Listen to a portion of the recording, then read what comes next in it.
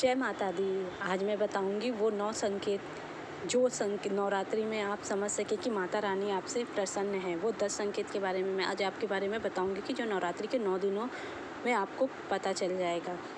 धार्मिक मान्यताओं के अनुसार नवरात्रि की पवित्र अवधि में यदि शक्ति के अलग अलग स्वरूपों की आराधना करने से साधक के जीवन में सुख समृद्धि बनी रहती है। माना जाता है कि जो व्यक्ति पूरे विधि विधान और सच्चे मन से माता रानी की पूजा अर्चना करता है उसे कुछ शुभ संकेत मिलते हैं, जिसे पता चलता है कि उसकी प्रार्थना माता रानी ने स्वीकार कर ली है। 9 अप्रैल 2000 से तो नवरात्रि की शुरुआत हो गई है। नवरात्रि में की जाती है माता रानी की 9 रूपों की आराधना। तो हम धर्म में नवरात्रि के समय को बहुत ही महत्वपूर्ण और पवित्र माना गया है। चैत्र नवरात्रि के इन 9 दिनों में माता दुर्गा के 9 रूपों की पूजा अर्चना की जाती है। ऐसे में यदि आपको नवरात्रि के दौरान कुछ शुभ संकेत मिले या कुछ शुभ चीज़ें दिखे तो समझ जाइए कि माता रानी आप पे प्रसन्न है और आपके घर में जल्दी ही धन की वर्षा होने वाली है। नवरात्रि के दौरान मिट्टी के पात्र में जौ उगाने की विधि है। माना जाता है कि यदि नवरात्रि के दौरान आपके द्वारा उगाए गए जौ सही ढंग से उग जाते हैं तो यह एक बहुत ही शुभ संकेत माना जाता है। इसके अलावा जौ के बीच में 1-2 सफ़ेद रंग के जौ उगना भी माता रानी की कृपा का संकेत है। इसका अर्थ है कि माता रानी ने आपकी पूजा को स्वीकार कर लिया है। खुशियों का होता है आगमन।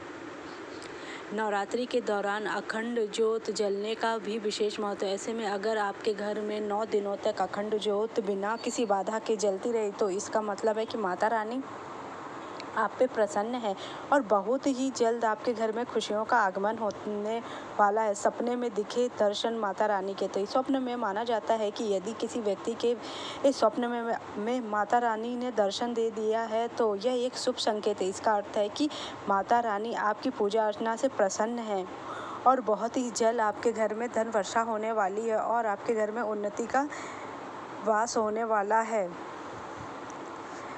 शुभ समाचार में नवरात्रि के दौरान परिवार के किसी भी सदस्य को या खुद जातक को अगर कोई शुभ समाचार की प्राप्ति होती है तो जातक को समझ लेना चाहिए कि माता रानी ने उनकी पूजा स्वीकार की है, क्योंकि माता दुर्गा के आशीर्वाद से ही शुभ समाचार की प्राप्ति होती है और घर में खुशियों का आगमन होता है। माता रानी जिस पे कृपा करेंगी तो उसके लिए को तो सब कुछ माता रानी दे देंगी। और कुछ ऐसे शुभ संकेत हैं जिसके बारे में मैं बताऊं। घर के सामने गाय का आना। अगर नवरात्रि के दौरान घर में गौ माता दिख जाए तो बहुत शुभ है। इसका मतलब है कि आपकी पूजा से बेहद प्रसन्न है और जल्दी ही आपका घर में मान सम्मान बढ़ने वाला है। नवरात्रि में पूजा के दौरान माँ दुर्गा को अर्पित किए फूलों का आपके ऊपर गिरना बेहद शुभ माना जाता है। इससे आपके ऊपर माँ दुर्गा की कृपा जल्द ही हो सकती है और आपको कोई बड़ी खुशखबरी मिल सकती है। अगर नवरात्रि में आपके घर किसी कन्या का आगमन होता है तो यह बेहद शुभ माना जाता है। इसका मतलब है कि आपके घर माँ दुर्गा आई हैं और आपके दुख दूर करने वाली हैं। ये शुभ संकेत बताते हैं कि माता रानी आप पे बहुत प्रसन्न है और माता रानी जिस पे प्रसन्न हो जाए उसके तो भाग्य खुल जाते हैं। मंदिर में अगर आपको गुड़हल का फूल मिल जाए तो यह समझना बहुत अच्छा संकेत माना जाता है। इसका मतलब यह है कि आपके जीवन में आ रही सभी परेशानियों का अंत होने वाला है और माँ दुर्गा आप पे कृपा करने वाली हैं। इस बात का आप ज़रूर ध्यान रखें। ये छोटे छोटे जो हमें माता रानी के आगमन की सूचना देते हैं, संकेत देते हैं, इसे आप ज़रूर समझें कि आपने 9 दिनों में क्या ये शुभ संकेत देखें।